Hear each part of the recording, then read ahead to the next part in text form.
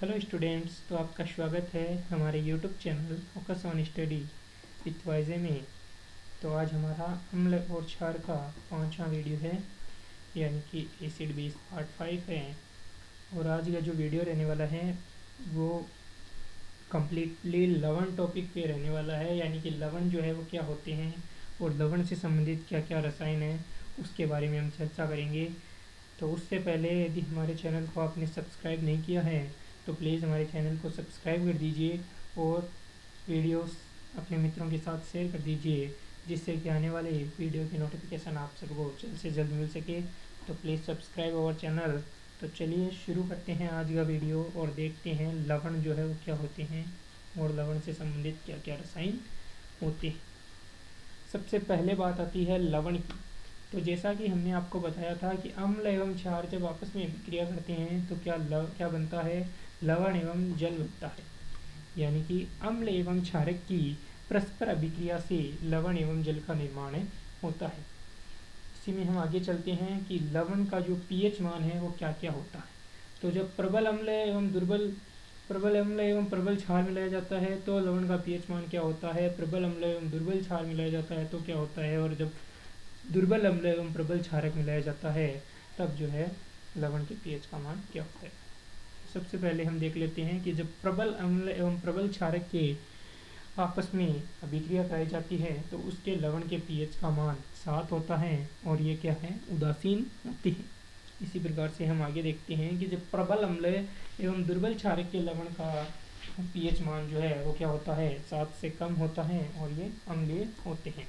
अब हम देखते हैं कि जब प्रबल क्षारक एवं दुर्बल अम्ल की अभिक्रिया कराई जाती है तो उसके लवण का पीएच मान है जो है वो कितना होता है, 7 होता है और ये क्या होते हैं, ये क्षारकीय होते हैं। अब हम आगे चलते हैं और देखते हैं कि लवण से संबंधित क्या क्या रसायन हैं उनके बारे में चर्चा करते हैं।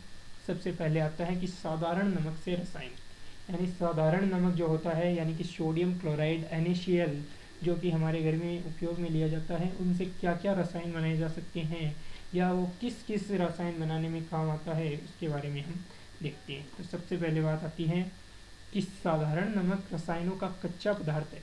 कोई भी वस्तु हमें बनानी होती है तो उसका कच्चा माल होता है, उसी प्रकार से साधारण नमक जो है वो रसायनों का एक प्रकार का कच्चा पदार्थ है। इसकी मदद से NaOH का मतलब हो गया सोडियम हाइड्रोक्साइड और बेकिंग सोडा एवं वाशिंग सोडा, विरंजक चूर्ण आदि का निर्माण किया जा सकता है। इसकी मदद से किन किन का निर्माण किया जा सकता है, sodium hydroxide, baking soda, washing soda एवं विरंजक चूर्ण आदि सभी को बनाने में जो साधारण नमक है उसे कच्चे माल के तौर पर प्रयोग में लिया जाता है। तो चलिए नेक्स्ट स्लाइड पे चलते हैं और देखते हैं कि ये जो रसायन है वो साधारण नमक से किस प्रकार बनाई जाती है। सबसे पहले बात आती है सोडियम हाइड्रोक्साइड की। तो सोडियम हाइड्रोक्साइड जो है वो किस प्रकार से बनता है हम ये देखते हैं। तो सोडियम हाइड्रोक्साइड बनाने के लिए क्या किया जाता है, सोडियम क्लोराइड के जलीय विलयन से, सोडियम क्लोराइड यानी कि NaCl जो है उसके जलीय विलयन से विद्युत प्रवाहित की जाती है और उसके विद्युत प्रवाहित करने पर जो सोडियम क्लोराइड है ये वियोजित होकर सोडियम हाइड्रोक्साइड बना देता है और इस प्रक्रिया को क्या कहते हैं, क्लोर क्षार प्रक्रिया कहते हैं। यानी कि सोडियम क्लोराइड के जलीय विलयन से विद्युत प्रवाहित करने पर यह वियोजित होकर सोडियम हाइड्रोक्साइड उत्पन्न करता है। इस प्रक्रिया को क्या कहते हैं, इस प्रक्रिया को क्लोर क्षार प्रक्रिया कहते हैं। चलिए अब हम आगे चलते हैं और देखते हैं कि विरंजक चूर्ण जो है वो कैसे बनाया जा सकता है। उसी प्रकार उससे पहले हम देखते हैं कि सोडियम हाइड्रोक्साइड की जो प्रक्रिया होती है इसमें क्लोरीन गैस एनोड पर मुक्त होती है और हाइड्रोजन गैस कैथोड पर मुक्त होती है। अब हम देखते हैं विरंजक चूर्ण जो है वो किस प्रकार से बनाया जाता है। तो चलिए विरंजक चूर्ण की बात कर लेते हैं। विरंजक चूर्ण जो है उससे सामान्यतः या उसका जो प्रचलित नाम है वो क्या है, वो है ब्लीचिंग पाउडर। ब्लीचिंग पाउडर और इसका जो सूत्र होता है वो होता है CaO2। तो देखते हैं विरंजक चूर्ण बनाने के लिए जलीय सोडियम क्लोराइड यानी लवणीय होता है वो थोड़ा, उसे कहते हैं। तो जलीय सोडियम क्लोराइड के विद्युत अपघटन से क्लोरीन का निर्माण होता है एवं इस क्लोरीन गैस का उपयोग विरंजक चूर्ण के उत्पादन के लिए किया जाता है। यानी जब सोडियम क्लोराइड का जो जलीय विलयन है या जलीय सोडियम क्लोराइड जो है उसका विद्युत अपघटन करते हैं तो उससे क्या बनता है, उससे क्लोरीन का निर्माण होता है। और इस क्लोरीन गैस का जो उपयोग है वो विरंजक चूर्ण बनाने में किया जाता है। इससे कैसे विरंजक चूर्ण बनता है वो हम देखते हैं। तो शुष्क बुझे हुए चूने पर क्लोरीन की क्रिया से विरंजक चूर्ण का निर्माण होता है। यानी जब शुष्क बुझा हुआ चूना है और उस पर हम क्लोरीन की क्रिया कराते हैं तो उससे क्या होता है, विरंजक चूर्ण का निर्माण होता है। ठीक है, अब हम देख लेते हैं कि विरंजक चूर्ण का जो क्या उपयोग है। और उसे जैसा कि हमने आपको पहले ही बता दिया था कि विरंजक चूर्ण को सामान्यतः या प्रचलित भाषा में क्या कहा जाता है, ब्लीचिंग पाउडर कहा जाता है। और विरंजक चूर्ण जो है उसका क्या उपयोग है, रासायनिक उद्योगों में एक औपचारिक के रूप में इसका उपयोग किया जाता है। और दूसरा जो उपयोग है वो है पीने वाले जल को जीवाणुओं से मुक्त करने के लिए। यानी हम जो जल पीते हैं उसमें जो जीवाणु होते हैं उन्हें उनसे उस जल को शुद्ध करने के लिए जिसका उपयोग किया जाता है वो है विरंजक चूर्ण या ब्लीचिंग पाउडर आप कह सकते हैं। अब हम आगे चलते हैं और देखते हैं बेकिंग सोडा और धावन सोडा जो है वो किस प्रकार से बनाया जाता है। सबसे पहले बात आती है बेकिंग सोडा की। तो इस यौगिक का रासायनिक नाम सोडियम हाइड्रोकार्बोनेट है एवं इसको बनाने में सोडियम क्लोराइड का उपयोग किया जाता है। इस यौगिक का रासायनिक नाम यदि आपसे पूछे कि बेकिंग सोडा का रासायनिक नाम क्या है तो इसका रासायनिक नाम है सोडियम हाइड्रोकार्बोनेट एवं इसको बनाने में किसका उपयोग किया जाता है, सोडियम क्लोराइड का उपयोग किया जाता है। और इसका उपयोग क्या है, इसका उपयोग है सोडा अम्ल अग्निशामक में किया जाता है। इसका जो उपयोग है वो किस में किया जाता है, सोडा अम्ल अग्निशामक जो होता है उसमें इसका उपयोग किया जाता है। अब हम देखते हैं धावन सोडा। इसे सामान्यतः धोने का सोडा कहा जाता है। इसे सोडियम क्लोराइड से प्राप्त किया जाता है। यानी धावन सोडा जो है उसे क्या कहा जाता है, इसे सामान्यतः धोने का सोडा कहा जाता है। और इसे प्राप्त जो है वो किससे किया जाता है, इसे सोडियम क्लोराइड के कारण सोडियम क्लोराइड से जो है प्राप्त किया जाता है। अब हम देखते हैं कि बेकिंग सोडा को गर्म करके सोडियम कार्बोनेट प्राप्त किया जाता है और सोडियम कार्बोनेट के पुनः क्रिस्टलीकरण से धोने का सोडा प्राप्त होता है। यानी जब हम बेकिंग सोडा को गर्म करते हैं तो उस बेकिंग सोडा को गर्म करने से सोडियम कार्बोनेट प्राप्त होता है और उस सोडियम कार्बोनेट के हम पुनः क्रिस्टलीकरण से धोने का सोडा प्राप्त होता है। यानी कि थोड़ी सी लंबी प्रोसेस है धोने का सोडा प्राप्त करने की।